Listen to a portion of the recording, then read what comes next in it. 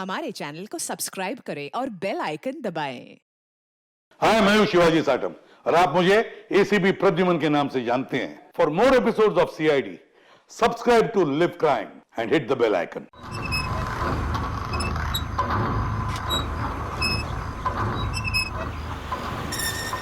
Oh my god यार, ये जगह कितनी सुंदर है। वाओ, कितनी अच्छी जगह है ये।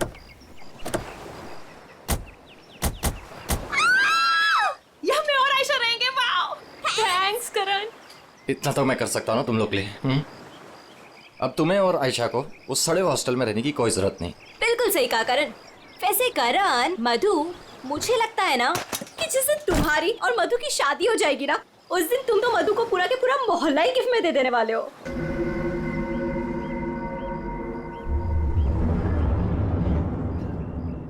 लगता है सामने वाले घर में कोई रहता है।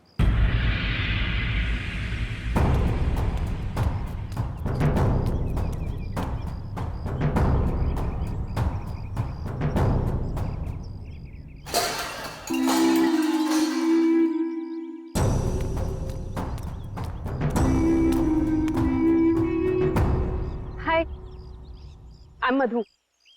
ये आयशा, हम आपके पड़ोसी हैं। हाय। और आप? मैं सामने के घर में रहता हूँ अपनी माँ के साथ। मेरा नाम विनय है और वो खाना अच्छा बनाती है। अब वो कौन? मेरी माँ खाना अच्छा बनाती है। तुम कौन हो?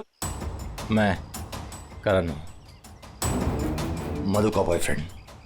बॉयफ्रेंड गर्लफ्रेंड बॉयफ्रेंड गलत बात है। नहीं, माने कहा है बॉयफ्रेंड गर्लफ्रेंड, गलत बात है। विनय,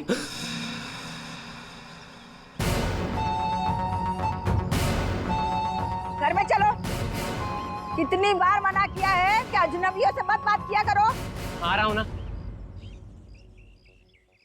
देखो, वो मेरी माँ है, उनको नमस्ते करो। अरे नमस्ते करो उनको।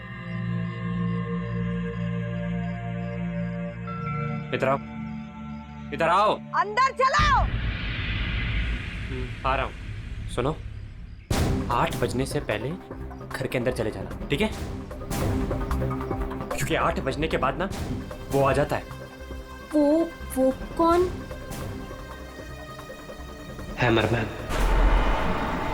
लेकिन याद रखना, दरवाजे खोलना मत। हम भी नहीं खोलते, कोई नहीं खोलता। ध्यान रखना, दरवाजे मत खोलना, ठीक है? मैं जा रहा हूँ, bye.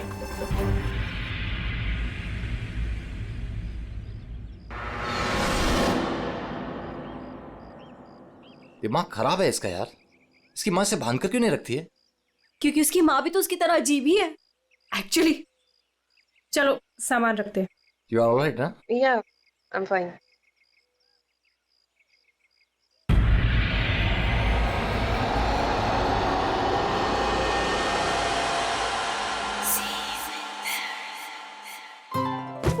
So beautiful. Thanks Karan, you really love me. अच्छा गाइस, सुनो ना, हम ना यहाँ पर एक कल गेट टुगेदर पार्टी करते हैं। What say? हाँ, कुछ भी करो यार। ये घर तुम्हारा ही है और ये रही घर की चाबियां। एक सेकेंड, एक चाबी मैं रख लेता हूँ, क्या पता कब जरूरत पड़ जाए। आयशा, एक चाबी तुम भी रख लो। ये लो। Thanks. ओह नो, क्या हुआ? 6:40 हो गए। मुझे सर्विस सेंटर जाना था अपनी कार लेने, और उसके बाद फिर माँ को भी मिलने जाना है। करण, एक मिनट रुको। मुझे रास्ते में अपनी कजिन क्या ड्रॉप कर दोगे? वो प्रोजेक्ट कंप्लीट करना है मुझे। अरे तुम मेरे साथ चलोगी तो मधु का ख्याल कौन रखेगा? करण, मैं अपने घर में हूँ, जंगल में नहीं हूँ। तुम आयशा को लेकर जाओ, don't worry, I will be fine. Are you sure? Yes. Thanks Madhu. लेकिन मधु, अंदर से दरवाजा बहुत अच्छे से बंद कर लेना। ओके, ठीक है, चलो बाय।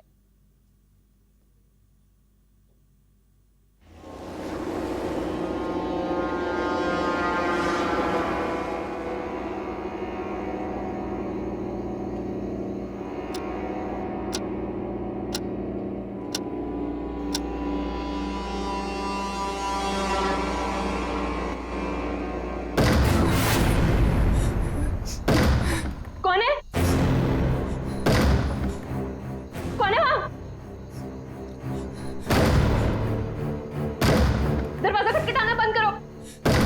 डरती नहीं हूँ मैं।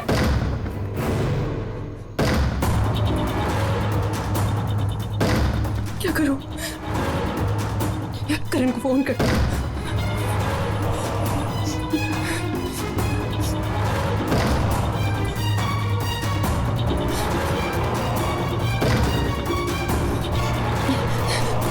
करण का फोन स्विच ऑफ जा रहा है। आयशा को फोन करती हूँ।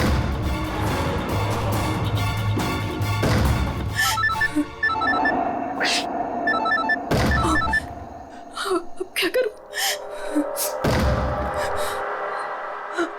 अंधेरा करती हूँ।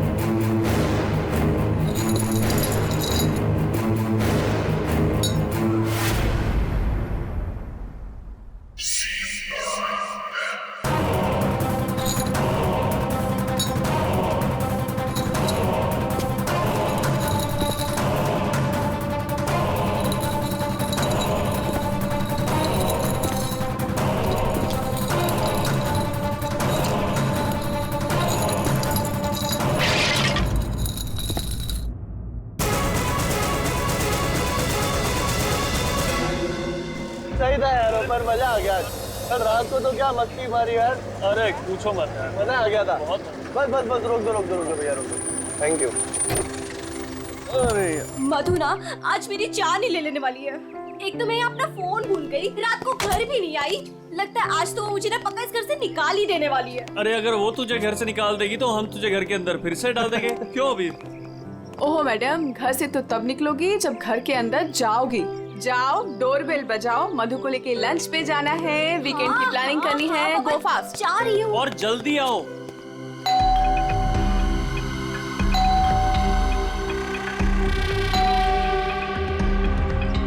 लगता है ना मैडम अभी तक सो रही है, दरवाजा ही नहीं खोल रही है। आयशा, तेरे पास इस घर की एक्स्ट्रा चाबी है ना? हाँ है। तो उस चाबी का क्या अचार डालेगी? जब चाबी है तो गेट खोलना, डोरबेल क्यों बजा रही है? ओ हाँ, मैं भी ना बिल्कुल पागल हूँ।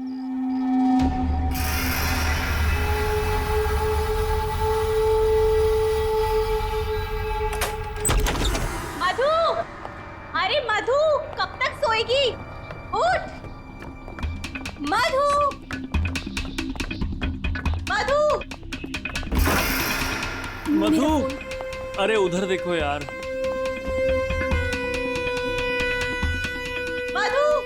मधु बाथरूम में भी नहीं है। अरे वो तो बाहर भी नहीं है यार। यार ये मधु कहाँ चली गई है? मुझे बहुत टेंशन हो रही है। तू ठीक तो होगी ना? मधु, मधु, मधु, मधु,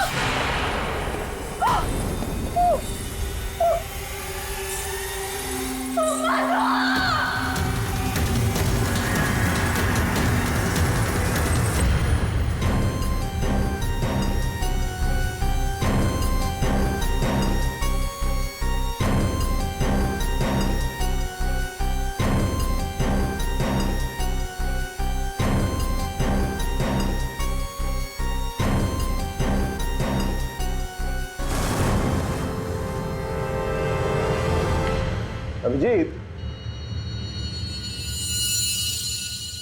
इस हथौड़े से जिस पर भी वार किया गया होगा ना, लगता नहीं वो जिंदा बचा होगा। सर मगर लाश कहाँ है?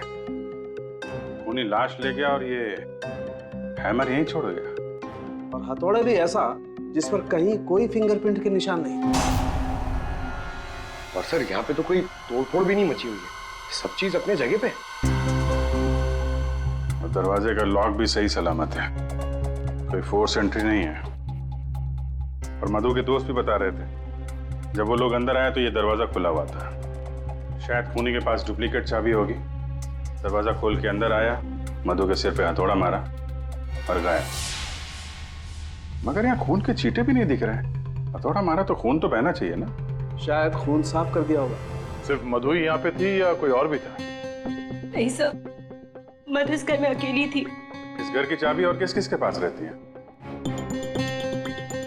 सर, ये सवाल आपको करण से पूछना चाहिए सर। क्यों? करण से ही क्यों? करण ने ये घर आयशा और मधु के लिए लिया था, तो सर एक चाबी करण के पास भी थी। मधु और आयशा के लिए करण ने घर लिया था, क्यों? मधु करण की गर्लफ्रेंड थी सर। कल रात आयशा तुम कहाँ थी? सर, वो कल रात मैं अपने कजिन को मिलने गई थी। वापस आना था तो लगेज यही छोड़कर गई थी, पर लेट हो गया था, सोचा कॉल कर मधु को सब बता दूं, पर अपना फोन भी यही भूल गई थी सर। जरा इस करण का फोन नंबर देना।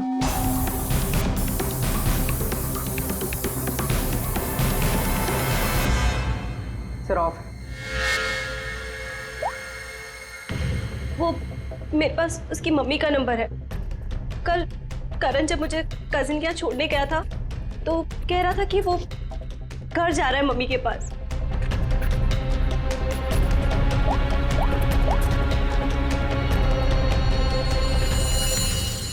हेलो आंटी, करण है?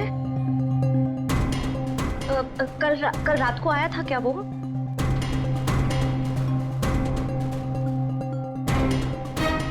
नहीं आंटी, कुछ नहीं, हो सकता है मधु के यहाँ गया हो। मैं आपको बाद में कॉल करती हूँ। तो करण कल रात अपने घर भी नहीं पहुंचा और यहाँ भी नहीं आया। सर, मुझे आपको एक बात बतानी थी। वो हमारे नेबर्स जो है ना, उन्होंने कहा था कि यहाँ पर एक हैमरमैन आता है रात को, तो कहीं उसने ही तो कुछ नहीं कर दिया। हैमरमैन? किसने बताया तुम्हें? ये कौन है? विनय बेटा, कोई आ रहा है? हाँ माँ, कोई याद हो रहा है।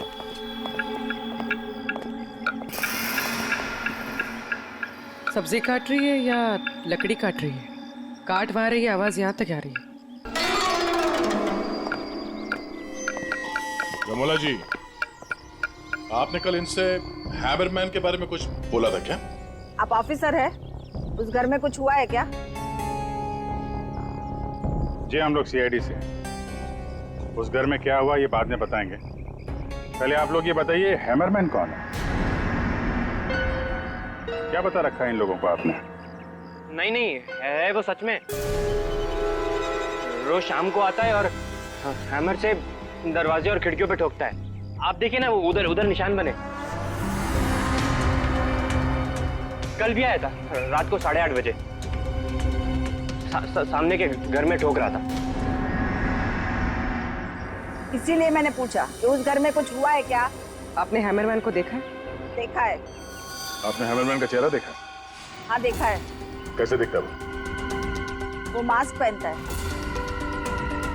अच्छा, कल रात भी कुछ हुआ था? कुछ देखा है, सुना है आप लोगों ने? हाँ देखा था।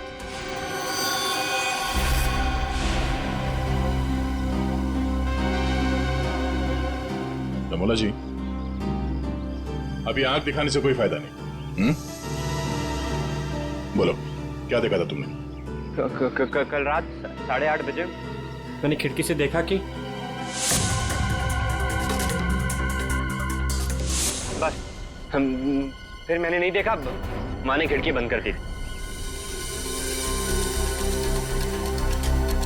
एक आदमी और एक औरत। वो आदमी तो करण हो सकता है। और सर वो औरत? करण की कोई साथी? दोनों अंदर गए, मधु का खून किया और लाश लेके पीछे के रास्ते से निकल गए। एक बार पीछे की तरफ देख लेते हैं। आप लोग यहीं पे रुकिए। पूर्वी, इनसे हैमरमैन का स्केच बनवाओ। पीछे के दरवाजे से वही घुसेगा जिससे अपने पड़ोसियों की नजरों से बचना होगा। वो नहीं होगा जो मधु को लेकर निकल गया।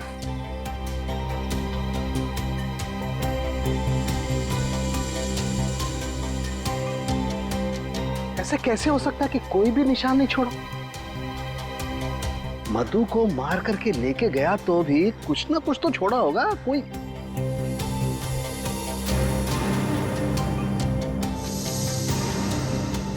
एक मिनट, ठीक है,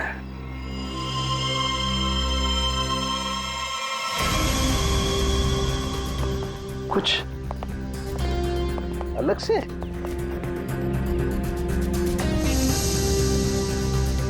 नी मिट्टी यहाँ पे?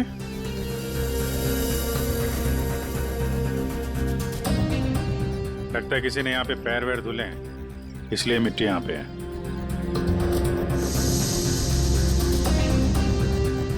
अभिजीत, ये मिट्टी में जो है ये बहुत खास है। ये देखो, इस मिट्टी में एल्गी है। शैवाल? शैवाल एक तरीके की काई होती है, और ये काई यहाँ की मिट्टी में नहीं हो सकती। ये तो ऐसी मिट्टी में होगी जो पानी वाली जगह होगी, कोई तालाब, कोई झील, कुछ ऐसा। झील, तालाब? ये तालाब है जो मधु के घर से सबसे नजदीक।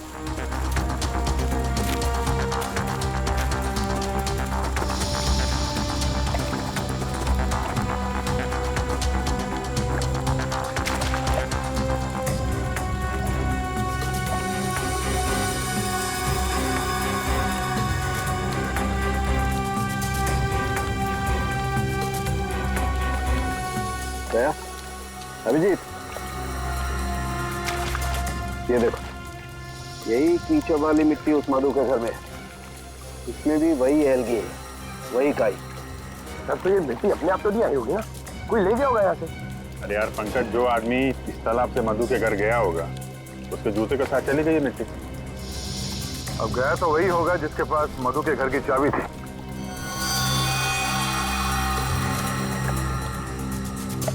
पर कौन गया होगा? अब चाहे वो हैमरमैन हो या फिर कोई और। हैमरमैन? ये हैमरमैन ने किया है क्या? काम तो उसी का ही लग रहा है। हाँ।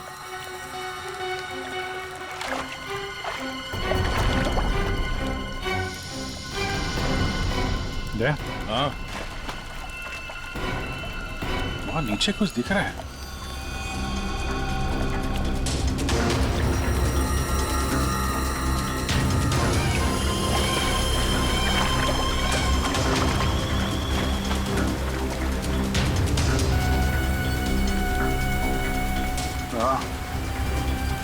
कुछ है तो सही वहां पर। डाइवर्स को बुलाते हैं और क्रेन भी।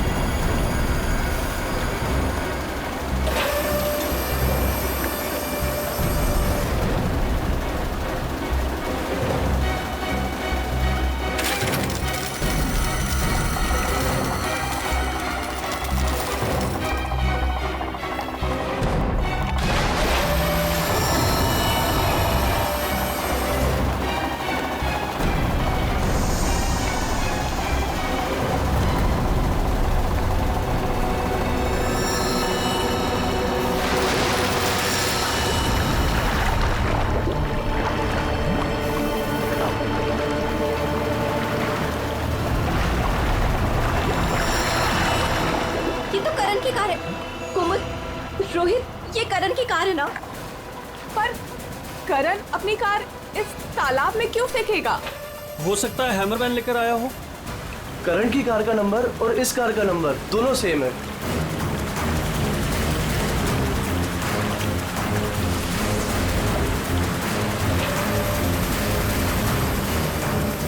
लेकिन ये कार यहाँ आई कैसे होगी? अब जाहिर सी बात है, करण की कार अपने आप इस झील में तो नहीं गई होगी। और कल करण ने आयशा से कहा था ना तो अपनी माँ के घर जा रहा है। तो अपनी माँ के घर तो नहीं गया, मधु के घर गया। मधु के घर की चाबी भी थी उसके पास। लगता है ये करण ही हैमरमैन हो। ये हैमरमैन के साथ मिलके उसने मधु का खून कर दिया, लाश इसमें डाल दी और कार पानी में फेंक दी। आप लोग यहीं पे रुकिए।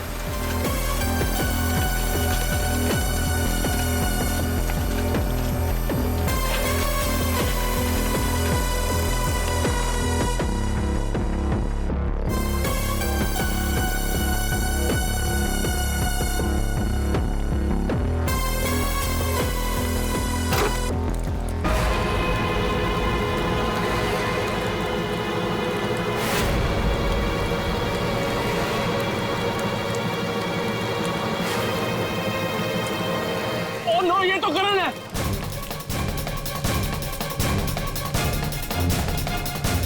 प्लीज प्लीज आगे मत जाइए।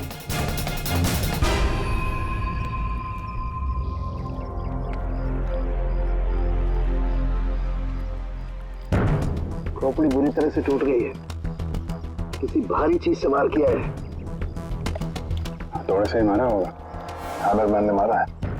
सर मतलब हैमरमैन ने करण को मारकर लाश गाड़ी में डाल दी और गाड़ी तालाब में फेंक दी। फेंका नहीं पूर्वी, इधर ढलान पे धक्का दिया और गाड़ी सीधा झील में। सर मगर अगर गाड़ी को धक्का मार के वहां तालाब में डाला है तो फिर ये नॉर्मल पतला दुबला आदमी नहीं होगा सर। ये हैमरमैन बहुत तगड़ा होगा सर, हट्टा कट्टा। या फिर दो लोग होंगे। अब ये करण तो मिल गया, मधु को ढूंढना है।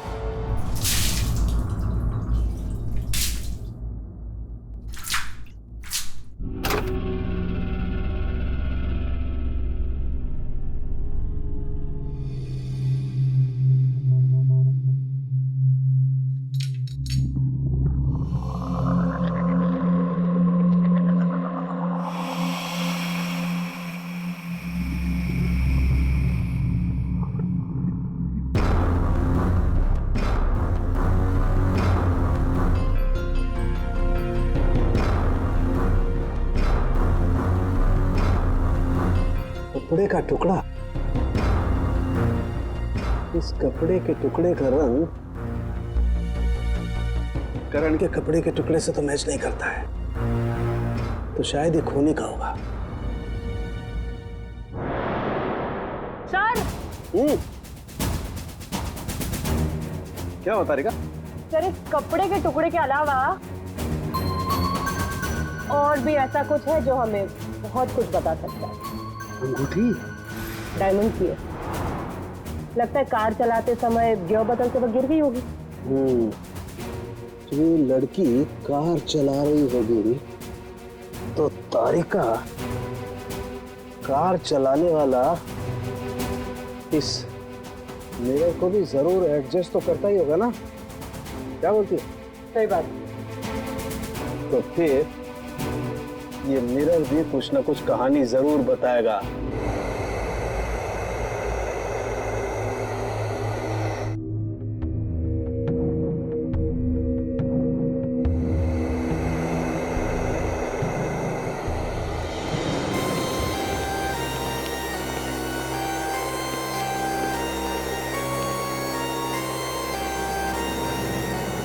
शीशे के बाल सुखा रहे हैं क्या? पूरा शीशा सुखा रहा हूं। जब ये सूख जाएगा ना बहुत कुछ बोलेगा, लेकिन फिलहाल ये करण ने और अंगूठी ने जो बोला है वो सुन लीजिए। इस हथौड़े पर जो खून लगा है ना, बस ये करण के खून से मैच होता है। मधु के घर में करण की ही हत्या हुई। और सर ये हीरे की अंगूठी मिली हमें उस गाड़ी में से, ड्राइवर सीट के नीचे पैरों के पास। ये अंगूठी? ये तो मधु की है। हाँ सर, हमने मधु के घर से उसके कुछ फोटोग्राफ्स लिए थे, उसमें मधु ने यही अंगूठी पहन रखी। इसका मतलब वो कार झील तक मधु चला कर लाई और इसीलिए वो अंगूठी कार में गिर गई। तो क्या करण का खून मधु ने किया? नहीं दिया, मुझे नहीं लगता। ये चक्कर कुछ और ही है। अगर ये अंगूठी मधु रेगुलरली पहना करती थी तो इतने आसानी से उंगलियों से निकलेगी ही नहीं ना। वो गिरेगी कैसे? वो तो जरूर वहां पर जानबूझकर डाली गई थी ताकि सारा शक मधु पर जाए और हम मधु के आसपास ही घूमते रहे। और सर मधु का भी अभी तक कुछ अता पता है नहीं। लो भाई, इस शीशे ने भी मुंह खोल दिया है। ये देखिए, इस पर बहुत सारी उंगलियों के निशान हैं। मधु यहाँ पर है नहीं, वरना उसकी उंगलियों से मैच करके दे। कोई बात नहीं सर, जब मधु मिल जाएगी तो मैच कर लेंगे। काम करते हैं, 7 बजे से लेकर 9 बजे तक ये करण कहां कहां था इसके डिटेल्स निकालते हैं। अपने आप सब कुछ पता चल जाएगा। तो करण का सेलफोन डेटा जो हमें मिला उससे ये पता चलता है कि करण और आयशा 6:44 पर मधु के घर से निकले थे और उसके बाद 7:15 पर करण ने आयशा को ए ब्लॉक पालिन चौक ब्लू पार्क पे ड्रॉप किया था और वहां से करण को जाना था अपनी माँ के घर बराली, लेकिन वहां ना जाकर ये वापस मुड़ता है और मधु के घर की तरफ आता है और उसी रास्ते में 5 किलोमीटर तक जाने के बाद सर करीब 7:30 बजे जेसी मार्केट फुलवाड़ी में वो रुकता है और यहाँ पे एक और नंबर आके उससे मिलता है सर, और ये नंबर करण के साथ करीबन 10 मिनट तक रहता है और उसके बाद वो नंबर गायब हो जाता है और वहां से करण मधु के घर पहुंचता है 8 बजे और 8:40 पर उसका फोन बंद हो जाता है। दूसरा नंबर किसका है जो करण से जेसी मार्केट में मिला था? सर रोहित का। रोहित, तुम करण का खून होने से पहले उससे मिले थे पूरे 10 मिनट के लिए, क्यों? सर मैं अपने दोस्त की मौत से बहुत ज्यादा डरा हुआ था सर, और मुझे समझ में ही नहीं आ रहा था कि मैं कैसे रिएक्ट करूं, क्या बोलूं। वो तो अचानक से उस दिन मैं उसे जेसी मार्केट में मिला, मैंने सडनली उसे वहां देखा। अरे करण! हे रोहित, कैसा है यार? कैसा है मेरा भाई? अरे तू यहाँ इस खिलौने की दुकान में क्या कर रहा है यार? तुझे यहाँ क्या जरूरत पड़ गई आने की? अरे बस ऐसे यार, किसी के लिए सरप्राइज ले रहा था और उसे सरप्राइज ही रहने दे। अच्छा सरप्राइज? चल यार, मुझे थोड़ी जल्दी है। कल मधु के इधर तू आ रहा है ना पार्टी में? हाँ कल आ रहा हूँ ना, लेकिन तू जा कहाँ रहा है? बस यार थोड़ा जल्दी में हूँ। अरे मैं तुझे छोड़ देता हूँ, चल। मेरी कार पार्क है यहाँ, तू कल मिल मुझे। अच्छा चल, सी यू, बाय। और मेरे लिए तो ये सरप्राइज की बात थी सर, क्योंकि मैं उससे 2 महीने बाद मिल रहा था। ठीक है, तुम जा सकते हो, लेकिन जब तक इस केस की तहकीकात पूरी नहीं होती तुम ये शहर छोड़कर कहीं नहीं जाओगे। जाओ।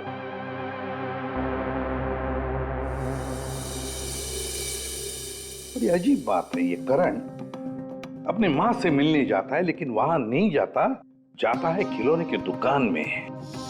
क्यों? और फिर क्या खरीदता है वहां पर? और किसके लिए?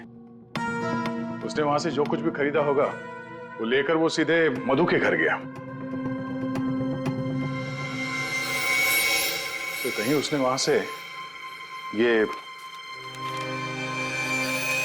मास्क तो नहीं लिया? और वहां से वो मधु के घर पहुंच गया जहां पे हैमरमैन उसका इंतजार कर रहा था, जिसने खून कर दिया उसका। अब ये तो कुमुद ही बता सकती है। कुमुद?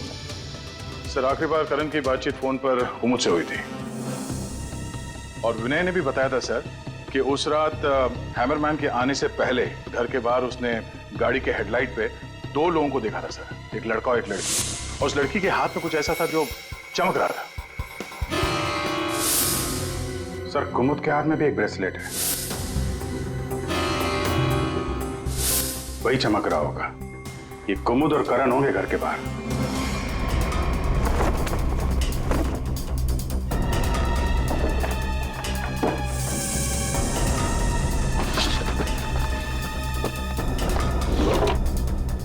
जब से करण की लाश मिली है तालाब में, तब से खूनी और भी होशियार हो गया है। सर लगता है ये टीम बहुत छोटी है सर, कुमुद, मधु और ये हैमरमैन। लेकिन ये हैमरमैन मिले तो सही, अभी तक तो सिर्फ उसका हैमर ही मिला है तो उसने हमारे लिए छोड़ा है। मैन तो गायब ही है। सर ये कुमुद तो भागने की तैयारी से घर से निकली, सारे कपड़े लेकर भागी और उसका मोबाइल भी स्विच ऑफ आ रहा है। अरे ये कहां से आ गए यहाँ पे? कौन कहां से आ गया? ये देखो, इसका मतलब है ये कुमुद रमोला और विनय को पहले से जानती थी? एनवेलप पे डेट पिछले महीने की है और ये कुमुद बोल रही थी कि ये रमोला और विनय को पहले कभी मिली ही नहीं। तो कहीं ये माँ बेटे रमोला और विनय इस पूरे साजिश में शामिल तो नहीं है? मिलते हैं इन माँ बेटे से।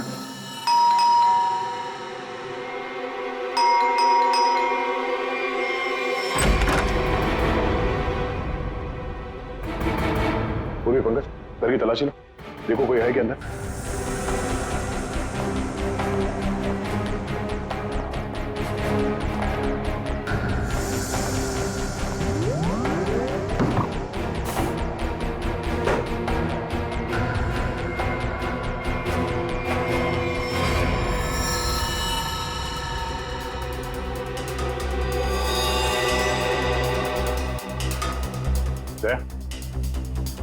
हाँ? ये दीवार देखो यार,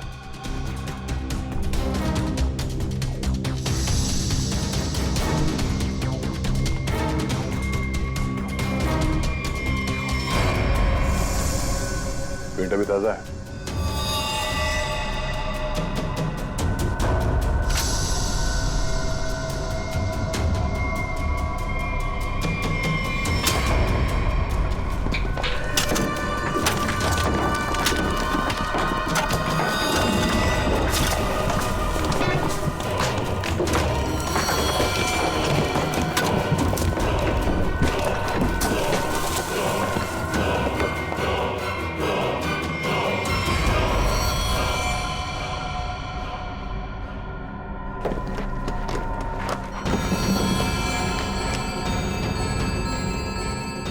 ये तो मधु है, मार के गाड़ दिया दीवार के अंदर, इसीलिए हमें ये कहीं मिल नहीं रही थी।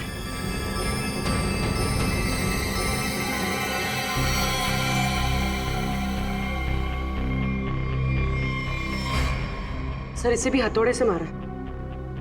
इसके सर पे भी वैसी ही चोट है जैसे करण के सर पे थी। यार ये जो कुछ भी हुआ है कल रात 8:30 बजे के बाद ही हुआ है। बारिश के दिनों में ये दीवार इतनी जल्दी सूख कैसे गई? इस दीवार के प्लास्टर को सुखाने के लिए कहीं से हीटर या इंडस्ट्रियल हीटर मंगाया होगा। सर अभी यहाँ पे रास्ते पे मोड़ पे मैंने एक वो जो इंडस्ट्रियल इक्विपमेंट भाड़े पे देते ना सर, उसकी दुकान देखी थी सर। जाके पता करो। टोनी है बहुत चालाक, अच्छी प्लानिंग कर रखी थी। उसको मालूम था कि मधु यहाँ सामने वाले मकान में रहने आने वाली है। और यहाँ पे हैमरमैन होने का अफवाह फैला दिया ताकि शक उस पे नहीं हैमरमैन पे जाए। और तीनों फरार हैं, रमोला, विनय और कुमुद। सर मैंने इंडस्ट्रियल हीटर के सप्लायर के बारे में पता किया। इनको रमोला और विनो के बारे में पता है, इन्होंने ही सप्लाई किया था वो हीटर। अच्छा, अब जरा ये फोटो देखिए, यही माँ बेटे आए थे आपके पास? हाँ सर, ये तो मेरे बहुत पुराने ग्राहक हैं। पुराने ग्राहक? जी सर, वो मेरे पड़ोस वाली दुकान से नाटक का सामान लेते थे भाड़े पर। और सर ये कोई किराएदार नहीं है, ना ही माँ बेटे, एक नंबर के फ्रॉड हैं, फ्रॉड। अपने आपको एक्टर बताते हैं सर। आपको पता है ये दोनों कहाँ रहते हैं?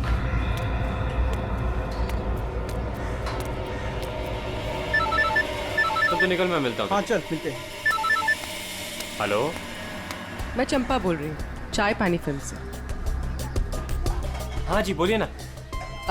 आपकी एक्टिंग के इतने चर्चे सुने और आपका नंबर मुझे इतनी मुश्किल से मिला है। बस हमने डिसाइड कर लिया है, हम आपको अपनी अगली फिल्म में लॉन्च करेंगे। लॉन्च करेंगे मुझे? मतलब आखिर आपने मेरा टैलेंट पहचान ही लिया? हाँ, अब 1-2 दिन में शूटिंग शुरू हो जाएगी। बस एक प्रॉब्लम है, आपकी बड़ी बहन के कैरेक्टर के लिए कोई अच्छी एक्ट्रेस मिल नहीं रही। बस वो कंफर्म हो जाए तो हम शूटिंग शुरू कर देंगे। अच्छा बड़ी, अरे है ना, बड़ी बहन है। मैं आपकी प्रॉब्लम सॉल्व करता हूँ। अरे वाह, आपने तो मेरी टेंशन ही खत्म कर दी। आप अपनी गली के बाहर आ जाइए, मैं गली नंबर 7 पे खड़ी हूँ। अरे तेरी, अरे मौसी बाहर निकलो। क्या है? अरे बाहर निकलो। क्या हुआ? अरे अपनी किस्मत खुल गई, रोल मिला है अपने को। रोल? हाँ। कौन दे रहा है? कहाँ? अरे बाहर खड़े हैं ना गली के, तुम चलो मेरे साथ, चलो चल, चल, चल। चलो चलो।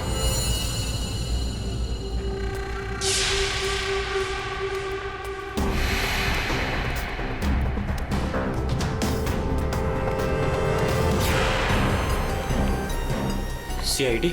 हाँ CID। कहाँ जा रहा है? अच्छे मुजरिम का किरदार तो तुम लोगों ने निभा दिया, अब जरा एक अच्छे गवाह का किरदार भी निभाओ और ये बताओ कि कुमुद कहाँ है?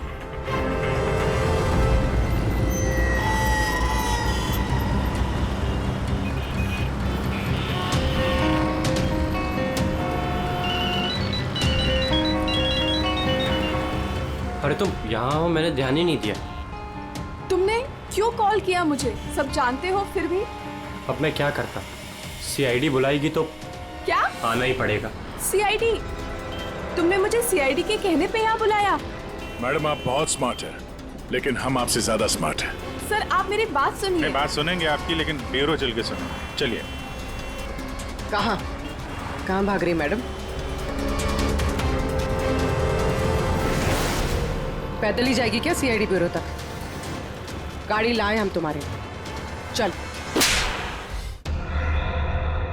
और कितना इंतजार करना पड़ेगा? आखिर कोई बताता क्यों नहीं कि हुआ क्या है? जरूर बताएंगे आयशा जी, जरूर बताएंगे, लेकिन इससे पहले कि हम बताएं, तुम हमें बताओ कि हुआ क्या था। मैं? मतलब ये कि आप और मधु एक नए घर में शिफ्ट होती है, जहां पहले से ही कुछ गड़बड़ चल रही होती है। ऐसे में आप मधु को उस घर में छोड़कर अपने किसी कजिन के घर चली जाती हैं, और तो और अपना मोबाइल फोन भी वहां रख के जाती है, ताकि मधु तुमसे तो मदद न मांगे। अजीब है ना? सर, मधु मेरी बहन जैसी थी, उसके साथ कुछ गलत करने के बारे में मैं सोच भी नहीं सकती हूँ।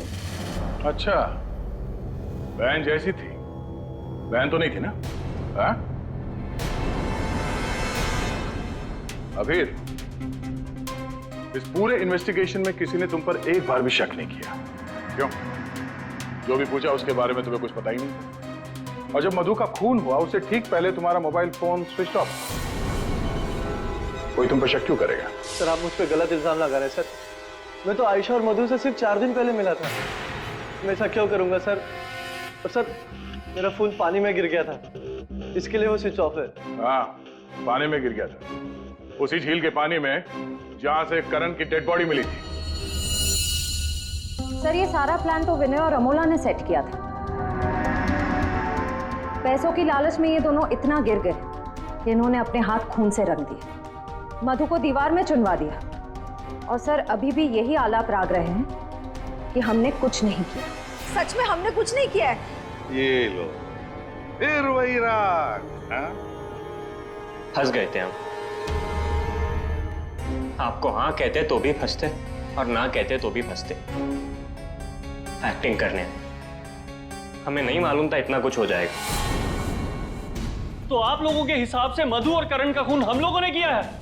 उन दोनों का खून तुम लोगों ने नहीं किया है, उन दोनों का खून किया है हैमरमैन ने, और वो हैमर हमारे पास है।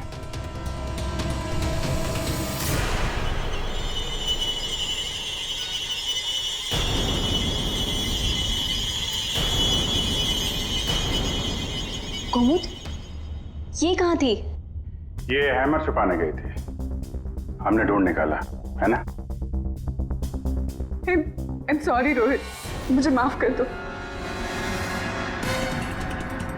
तुमने मुझसे वादा किया था कि तुम मेरा नाम नहीं लोगे, मैं तुम्हें छोड़ूंगा।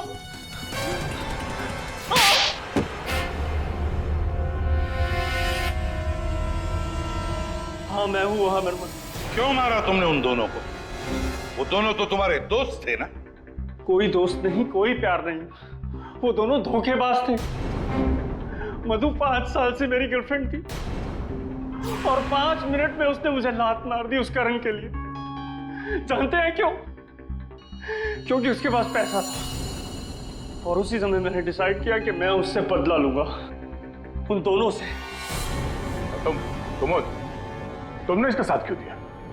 मैं रोहित से बहुत प्यार करती हूँ, मुझे उसका साथ देना पड़ा। तैयारी तो तगड़ी कर रखी थी तुमने। 3 महीने से प्लान कर रहा था मैं उन दोनों को एक दर्दनाक मौत मारने की। बस इंतजार कर रहा था। 3 महीने का इंतजार? किस चीज के लिए?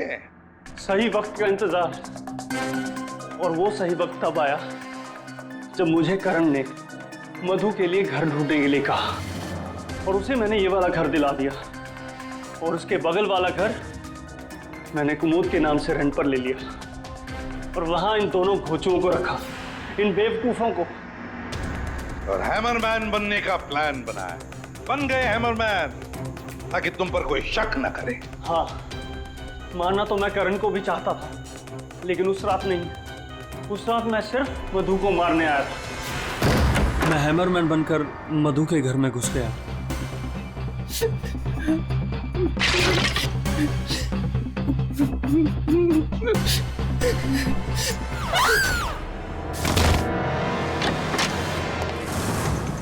और मुझे इस बात का बिल्कुल भी अंदाजा नहीं था कि करण भी वहां पर आ जाएगा। वो मधु के साथ मजाक करने आया था, नकली हैमरमैन बनकर। उसने मास्क, जब मैंने उसे मार दिया तब मुझे पता चला कि वो दरअसल करण ही था। मैंने कुमोद, रमोला और विनय की मदद से दोनों लाशों को ठिकाने लगा दिया।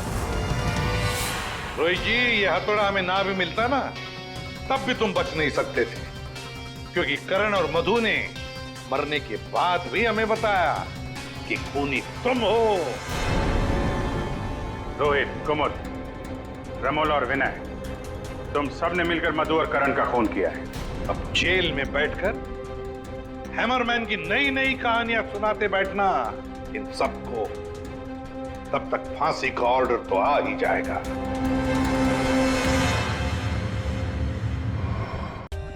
For more updates, subscribe to our channel, click the show links and enjoy watching the videos.